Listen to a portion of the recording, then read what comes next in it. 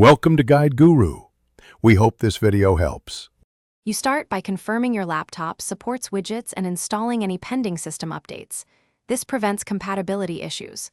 Once done, enable widgets in settings and sign into your account so widgets can sync.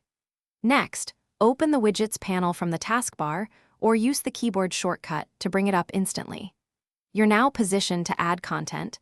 Don't skip enabling permissions for location or notifications if the widget needs them, because that's why some widgets won't function correctly. You add widgets by tapping the add or plus icon and choosing from native and third-party options. Pick ones that match your workflow to avoid clutter. Once added, drag each widget to the desired spot and use resize handles to fit it without overlapping important content.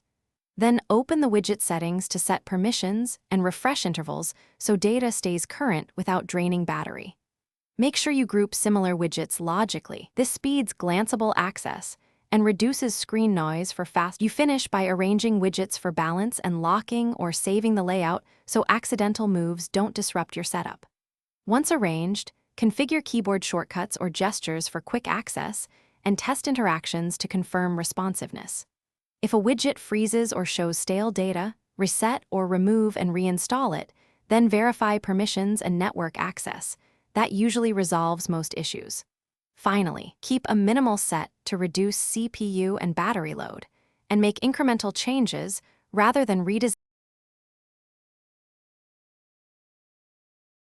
Thanks for watching.